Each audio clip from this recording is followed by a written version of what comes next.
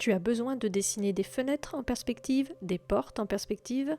Je te propose de découvrir ici 3 méthodes qui vont te permettre de diviser un espace en parties égales vues en perspective. Première méthode à connaître absolument, la méthode des croix. Le principe, c'est de trouver le milieu. Ton objectif, c'est de représenter une surface en perspective, de la diviser en 2 parties égales. Comment faire? Tout d'abord, tu vas commencer par tracer ta forme géométrique que tu vas ensuite diviser. Donc, tu places ta ligne d'horizon, ton point de fuite, et tu vas tracer ta surface grâce aux lignes de fuite. Une fois que tu as tracé ta surface, ton plan en perspective, tu vas tracer ses diagonales. C'est très simple, tu regardes les angles, eh bien, tu vas rejoindre un angle à l'angle qui est à l'opposé. Ce qui fait que tu vas pouvoir constater que les diagonales se croisent. Et c'est là, à l'intersection de ces diagonales, que tu vas avoir le centre de ta surface. C'est aussi simple que ça. Ensuite, tu n'as plus qu'à tracer la verticale qui va passer par cette intersection. Cette verticale va diviser ta surface initiale en 2 parties égales. Voilà, tu as maintenant une base pour faire des volets, des fenêtres, des portes à battants, n'importe quelle surface que tu veux diviser en 2 parties égales. Pour continuer à diviser ta surface, il suffit de répéter la méthode des croix, c'est-à-dire que dans chaque sous-partie, chaque sous-rectangle ici, tu vas refaire une croix et l'intersection de la nouvelle croix te donnera la nouvelle division en 2. On peut continuer comme ça, là je vais en faire une divisée en 8 parties avec le centre ici. Et on trace les verticales. Alors ça commence à faire beaucoup de traits, c'est pour ça qu'il y a d'autres méthodes qui existent. Mais en tout cas, on a 8 parties égales en perspective. Et si tu as besoin de diviser en 3, il y a une autre méthode. Commence par reprendre l'étape 1, ça veut dire que tu vas diviser ta surface en 2 parties égales. Tu les redivises en 2, ou bien tu peux te contenter de partir d'un des 2 angles principaux, soit celui du haut, soit celui du bas, et de rejoindre les 2 angles opposés.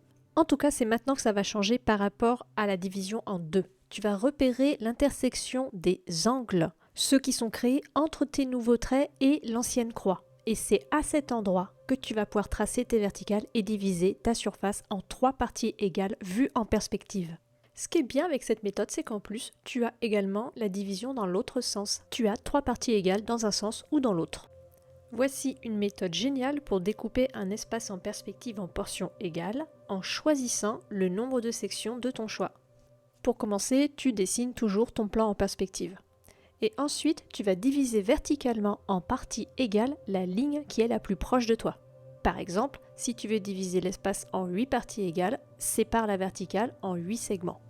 Ensuite, trace la ligne de fuite de chaque point vers le point de fuite. Maintenant, tu traces l'une des diagonales de ton plan en perspective. Et ensuite, tu vas bien regarder à chaque endroit où la diagonale va croiser les lignes de fuite.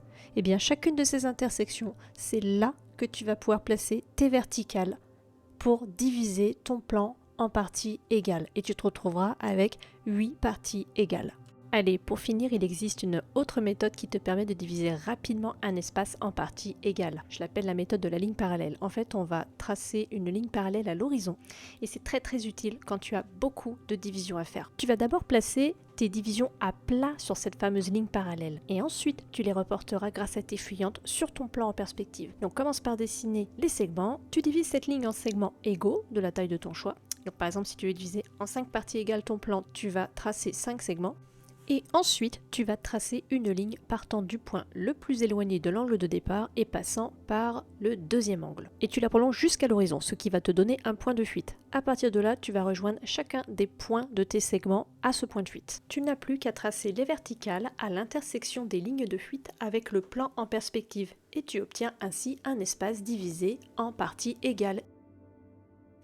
Ce qui est super, c'est que peu importe la longueur de tes segments, ils te donneront toujours les mêmes espacements. En effet, comme tu peux le constater, on repassera exactement par les mêmes points d'intersection, même si le point de fuite n'est pas au même endroit.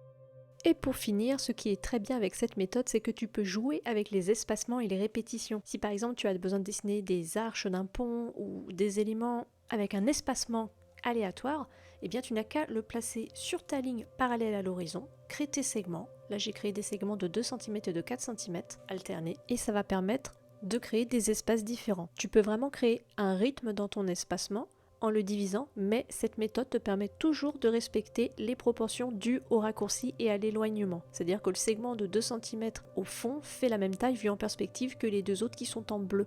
Et les espaces blancs font la même taille vue en perspective. En résumé, nous avons appris à trouver le centre d'une surface en perspective. Trouver le centre nous permet de la diviser en deux parties égales ou par des multiples de 2, en 4, en 8, en 16. Nous avons également appris à diviser un plan en trois parties égales. Nous avons également vu à quel point la diagonale pouvait être très utile dans beaucoup de situations. Et nous avons fini par apprendre à placer d'abord nos segments à plat sur une ligne avant de les reporter en perspective sur notre plan. Tout ça est très conceptuel, il faut s'entraîner pour le maîtriser et surtout pour que ça puisse nous permettre de l'utiliser dans des cas plus concrets. Nous verrons ça plus tard. Salut!